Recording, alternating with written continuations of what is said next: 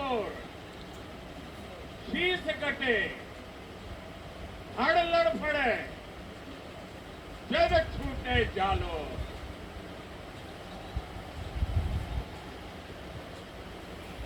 यानी चाहे आसमान फट जाए,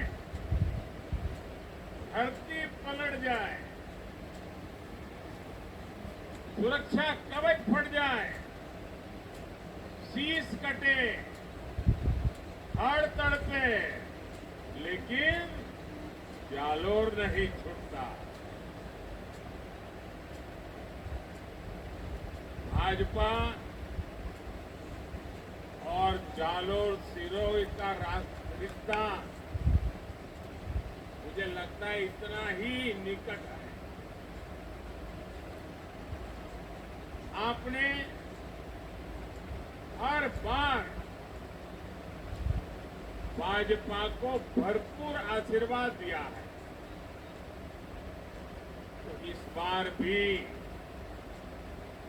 जालोर सिरोही यही कह रहा है। फिर एक बार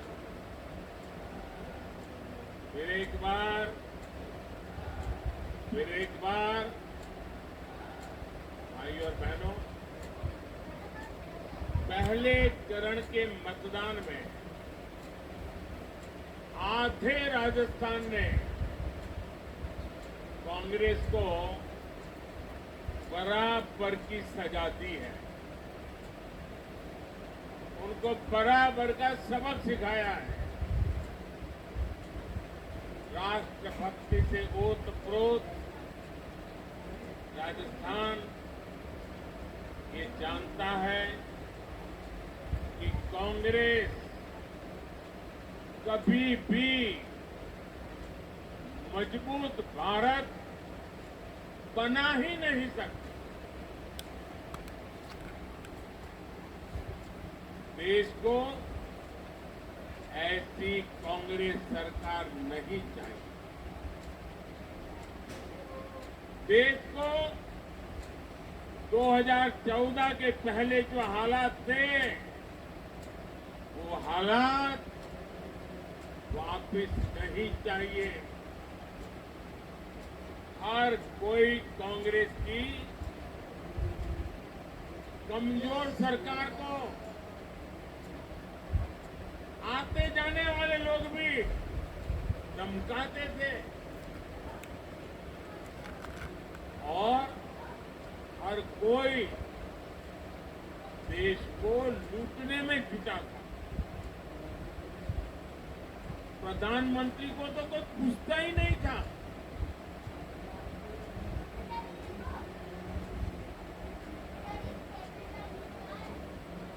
सरकार रिमोट कंट्रोल से चला करती थी। कैबिनेट से पास हुए अध्यादेश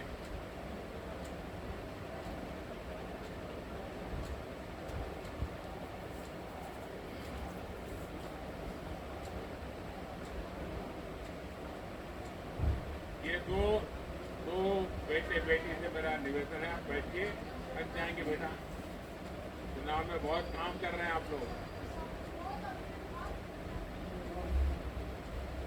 आप कल्पना करिए कि कैबिनेट ने जो निर्णय पास किया हो, देश की संवैधानिक संस्था ने जो निर्णय पास किया हो, उसको कांग्रेस पार्टी और उनका कुनबा देश को चला सकता है क्या? साथियों, आज कांग्रेस पार्टी की जो हालत हुई है, उसकी गुनहगार वो खुद है। अब देखिए, आपके यहां से राज्यसभा में कांग्रेस के एक नेता दक्षिण के हैं, उनको भेजा। क्या कभी उन्होंने राजस्थान के लिए एक भी बार राजस्थान की बात कही है? नहीं कही।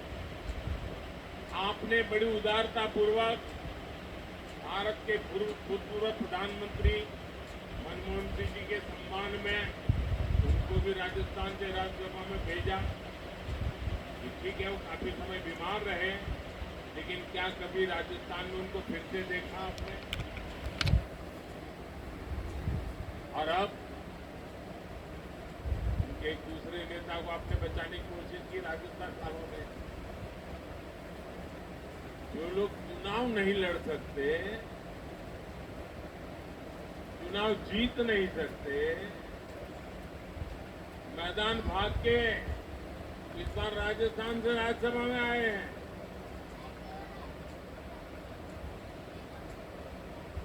कांग्रेस की इतनी हाल खराब है भाइयों।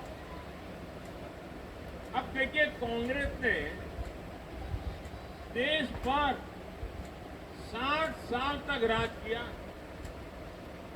इसी कांग्रेस ने हमारी माताओं बहनों को शौचालय, गैस, बिजली, पानी, बैंक अकाउंट, ऐसी छोटी छोटी चीजों के लिए तरसाया।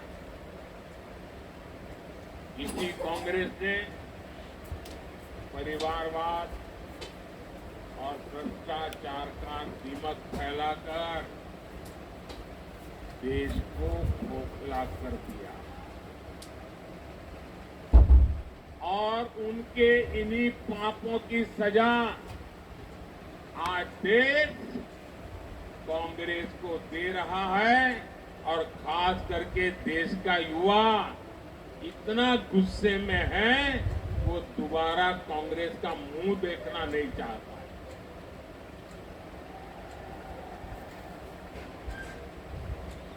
जिस पार्टी ने कभी 400 सीट जीती थी, देखिए इनकी हालत। जिस पार्टी ने कभी 400 सांसद जीते थे उनके, आज वो 300 सीट पे चुनाव नहीं लड़ पा रहे हैं।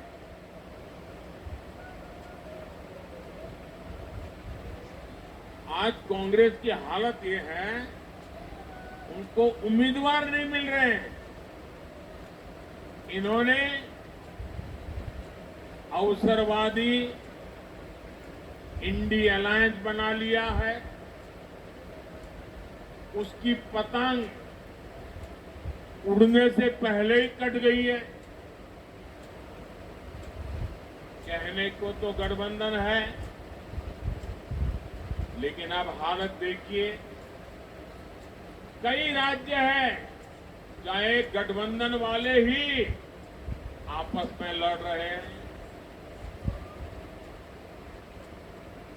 इस लोकसभा के चुनाव में देश में 25% सीटें ऐसी हैं, आंकड़ा बहुत बड़ा है ये, 25% सीटें ऐसी हैं जहां एक गठबंधन के लोग एक दूसरे को मारने काटने में लगे हैं, एक दूसरे के खिलाफ चुनाव लड़ रहे हैं। अगर जिसको चुनाव के पहले इतनी लड़ाई चल रही है, तो चुनाव के बाद लूट के लिए तो कितना ज्यादा लड़ाई लड़ेंगे, इसकी कल्पना कर सकते हैं। और इसलिए मैं फिर से आपको पूछना चाहता हूं, क्या ऐसे लोगों को इतना बड़ा देश हम सुपुर्द कर सकते हैं क्या? ऐसे लोगों को देश सुपुर्द कर सकते हैं क्या?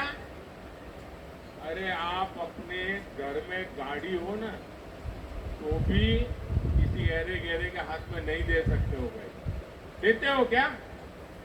50 बार सोचते हो यार ये कहां पहुंचाएगा। भाइयों और बहनों, आप सब जानते हैं, मुझे भली भांति जानते हैं, मेरा बचपन जानते हैं। मैं भी आप ही की तरह एक सामान्य परिवार था। मैंने भी मेरे परिवार में देखा, न बिजली होती थी, न पानी होता था। घर में रसोई का चूल्हा धुएं से भर जाता था। बचपन ऐसे ही बिता करके आया हूं। लेकिन जब आज यहां पहुंचा हूं तो मेरे दिल में यही रहता है कि बचपन में जो कठिनाई में मेरी मां को भूगते देखता था, मैं ऐसी कठिनाई मेरे देश की एक भी माता बहन को नहीं देखना चाहता।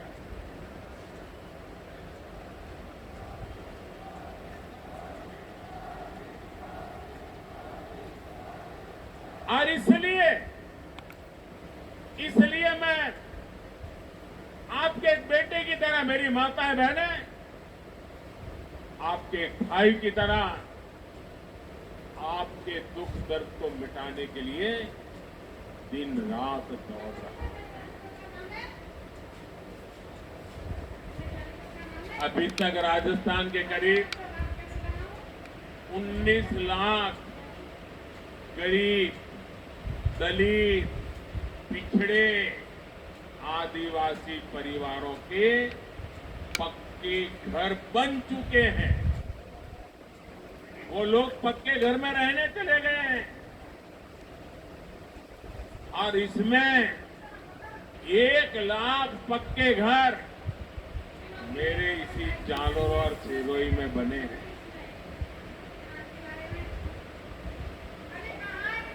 एक घर बनाना होता है तो कितनी तकलीफ होती है वो आप भी जानते हैं। अकेले इस इलाके में गरीबों के लिए मोदी ने 1 लाख पक्के घर बना करके दे दिए। इसलिए नहीं कि पैसे हैं इसलिए काम हो, दिल में एक दर्द पड़ा हुआ है, गरीब के लिए संवेदना पड़ी हुई है और इसलिए मोदी ये काम करने के लिए लालायित रहता है।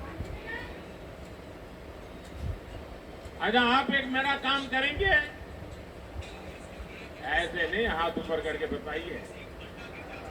सबके साथ देखिए, चुनाव में आप घर घर मिलने के लिए जाते होंगे, चुनाव की चर्चाएं होती होगी। अब हमने इतने घर बनाए, नल से जल दिया, गैस का कनेक्शन दिया, लेकिन हो सकता है अभी भी कुछ जगह पे कुछ लोगों को घर मिलना बाकी हो सकता है कुछ लोगों में पहले परिवार में एक साथ रहते थे, अब अलग रहने लगे तो उसके पास घर नहीं है। तो मेरा एक काम करना, आपको ऐसे जो लोग ध्यान में आए कि जो इस योजना के हकदार है लेकिन अभी तक उनको मिला नहीं है, मोदी की तरफ से उनको गारंटी दे देना कि मोदी तीसरी बार आएगा, घर पक्का मिलेगा। कह देंगे और आप